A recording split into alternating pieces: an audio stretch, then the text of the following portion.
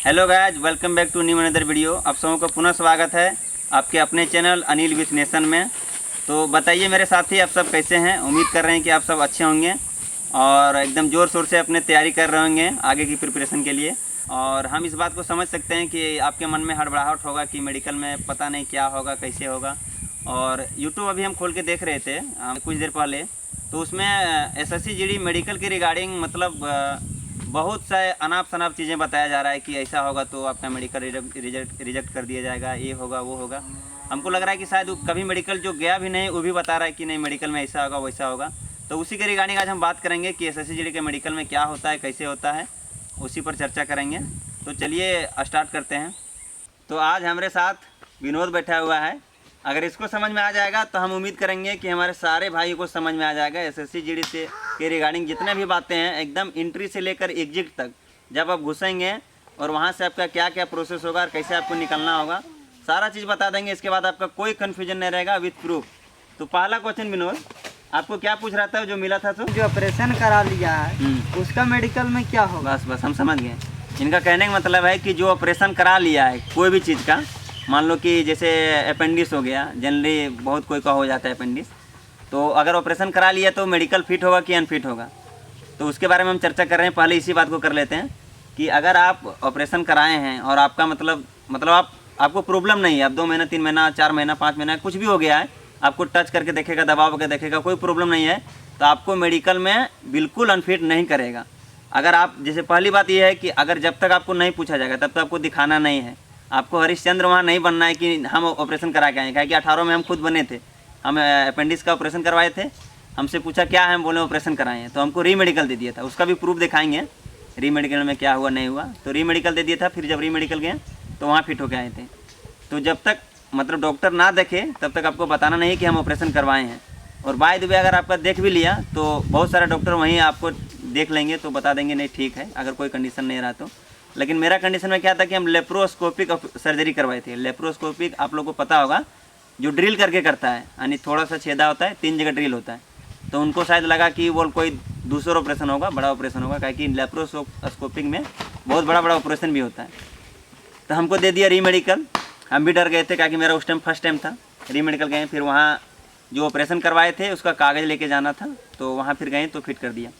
बात यहाँ है कि जो ऑपरेशन करा लिया है, पहला बात कि उसको बताना नहीं डॉक्टर को कि हम ऑपरेशन करवाएं, और दूसरा बात जो उससे रिलेटेड डॉक्यूमेंट्स आपके पास होगा, जैसे ऑपरेशन आप करवाएंगे तो वहाँ से आपका देगा लिख के कि हाँ फलना चीज़ का ऑपरेशन था, ऐसे ऐसे हो गया, PDF मतलब पेज में देगा, उसको आपको लेके जाना है।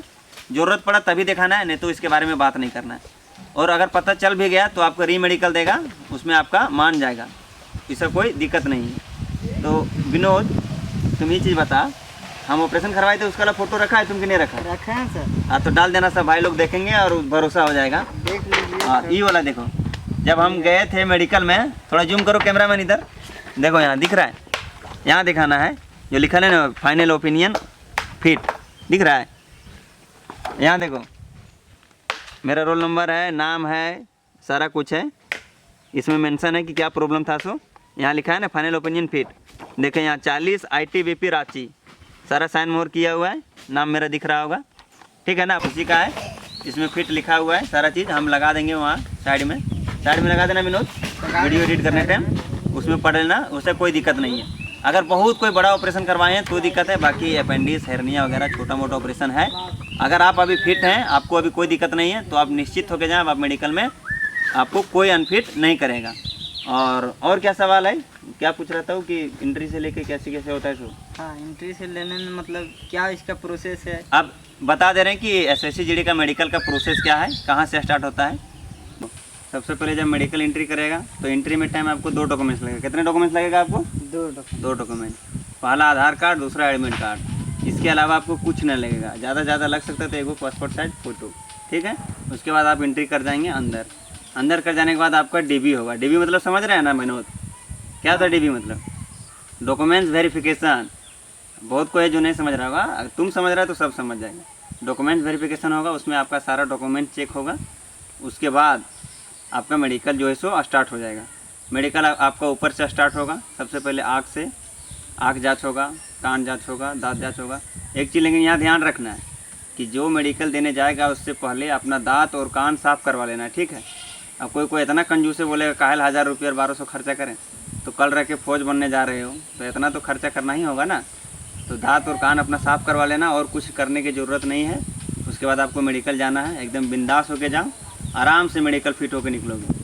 लेकिन एक चीज़ और ध्यान रखना, अगर मेडिकल के टाइम में तुम्हारे दिमाग में चला कि पता नहीं ये कैसे होगा वो कैसे होगा और कहीं हार्ट अटैक बढ़ा तो फिर सीधे हार्ट का प्रॉब्लम देगा और उसके बाद आपको सीधे री मेडिकल में जाना होगा। री मेडिकल में भी आपको डॉक्टर ढूंढना पड़ेगा, उसके लिए कागज़ बनाना होता है। री मेडिकल में जाने के बाद तुरंत मेडिकल होता नहीं है, उसके लिए भी आपको कागज़ बना के देना होगा, उसके बाद आपका री मेडिकल होगा। और हार्ट का प्रॉब्लम हुआ तो बहुत बड़ा प्रॉब्लम होगा, इसलिए किसी को घबराना नहीं है। क्या समझ रहे विनोद?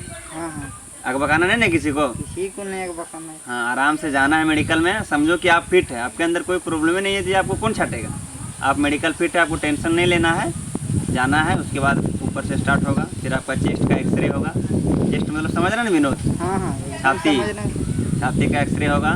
फिर हाथ को देखेगा कि टूटा फूटा नहीं है, और मतलब दिखना नहीं चाहिए, टूटा भी होगा चलेगा लेकिन ऐसे स्पष्ट नहीं दिखना चाहिए कि पूरा टेढ़ा टाइप का है हाथ टूटा।